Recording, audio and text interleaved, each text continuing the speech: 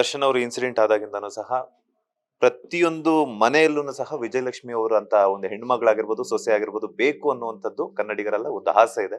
So ಯಾವುದೇ ಒಂದು ಕ್ಷಣಕ್ಕೂ ಸಹ ದರ್ಶನ್ ಅವರನ್ನ ವಿಜಯಲಕ್ಷ್ಮಿ ಅವರು ಬಿಟ್ಕೊಟ್ಟಿಲ್ಲ ಅನ್ನೋದು ಸೆಲೆಬ್ರಿಟಿಗಳಿಂದ ಹಿಡಿದು ಕಾಮನ್ ಪೀಪಲ್ ವರ್ಗೂ ಹೇಳಿದ್ದಾರೆ.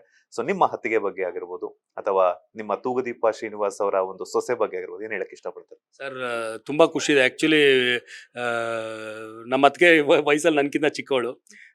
ನಾನು ಅವಳು ಅತ್ತಿಗೆ ಮೈದ್ನ ಕಮ್ಮಿ, ಫ್ರೆಂಡ್ಸ್ ಜಾಸ್ತಿ. ತುಂಬ ಕಿತ್ತಾಡ್ತೀವಿ. ನಾನು ದರ್ಶನ್ ಹತ್ರಕ್ಕಿಂತ ಜಾಸ್ತಿ ಕಿತ್ತಾಡೋದು ನಮ್ಮ ಅತ್ತಿಗೆ ಜೊತೆಲಿ. ನನ್ನ ಹೆಂಡ್ತಿನೂ ಅಷ್ಟೇ, ನಮ್ಮ ಅಮ್ಮನೂ ಅಷ್ಟೇ.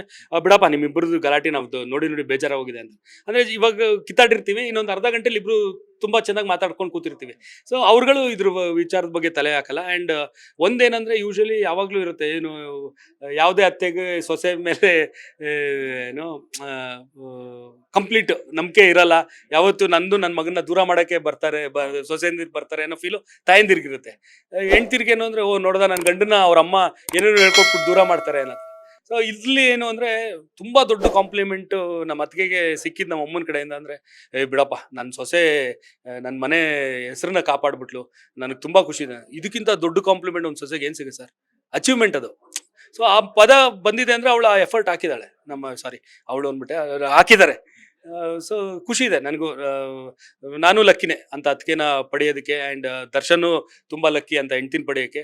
ನಮ್ಮಮ್ಮನೂ ಲಕ್ಕಿನೇ ಅಂತ ಸೊಸೆನ ಪಡೆಯೋದಕ್ಕೆ. ಮ್ಯೂಚಲ್ಲು. ಈಗ ತುಂಬ ಜನ ಮೈದಿಂದ್ರು ಅತ್ತಿಗೆಂದಿರ ಜೊತೆ ಮಾತಾಡಲ್ಲ. ನಾನು ನಮ್ಮ ಅತ್ತಿಗೆ ಎಲ್ಲನೂ ಮಾತಾಡ್ತೀವಿ, ಎಲ್ಲ ಥರ ವಿಚಾರ. ಅವಳು ಮಾಡಿದ ತಪ್ಪು ನಾನು ಹೇಳ್ತೀನಿ, ನಾನು ಮಾಡಿದ ತಪ್ಪು ಅಂತ ಹೇಳ್ತಾರೆ. ಸೊ ಇದು ಒಂದು ಫ್ಯಾಮಿಲಿ ಎಲ್ಲ ಒಂಥರ ಎಲ್ಲರೂ ಲಕ್ಕಿನೇ ಸರ್. ಈಗ ನನಗೆ ನನ್ನ ಹೆಂಡ್ತಿ ಸಿಕ್ಕಿರೋದು ನಾನು ಲಕ್ಕಿ, ನನ್ನ ಹೆಂಡ್ತಿಗೆ ನಾ ಸಿಕ್ಕಿರೋದು ಲಕ್ಕಿ, ದರ್ಶನ್ಗೆ ಮ್ಯೂಚುವಲ್. ಹಂಗೆ ನಮ್ಮಮ್ಮ ಎಲ್ಲರೂ ಈಗ ಹ್ಯಾಪಿ ಆಗಿದ್ದೀವಿ, ಖುಷಿಯಾಗಿದ್ದೀವಿ. ಆ್ಯಂಡ್ ಒಂದು ತುಂಬ ಕೆಟ್ಟ ಫೇಸಿಂದ ದಾಟ್ಕೊಂಡು ಈ ಫೇಸಿಗೆ ಬಂದಿದ್ದೀವಿ. ಈ ಫೇಸ್ ಬಗ್ಗೆ ತುಂಬ ಖುಷಿ ಇದೆ.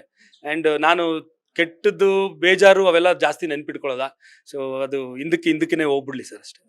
ಲೇಟೆಸ್ಟ್ ಹಾಗೂ ಇಂಟ್ರೆಸ್ಟಿಂಗ್ ಸುದ್ದಿಗಳಿಗಾಗಿ ಬಾಸ್ ಟಿವಿ ಕನ್ನಡ ಚಾನೆಲ್ನ ಸಬ್ಸ್ಕ್ರೈಬ್ ಮಾಡಿ. ಹಾಗೆಯೇ ಬೆಲ್ ಐಕಾನ್ ಪ್ರೆಸ್ ಮಾಡಿ. ಇದರ ಜೊತೆಗೆ ಫೇಸ್ಬುಕ್, ಇನ್ಸ್ಟಾಗ್ರಾಮ್, ಎಕ್ಸ್ನಲ್ಲೂ ಮಿಸ್ ಮಾಡದೆ ಫಾಲೋ ಮಾಡಿ.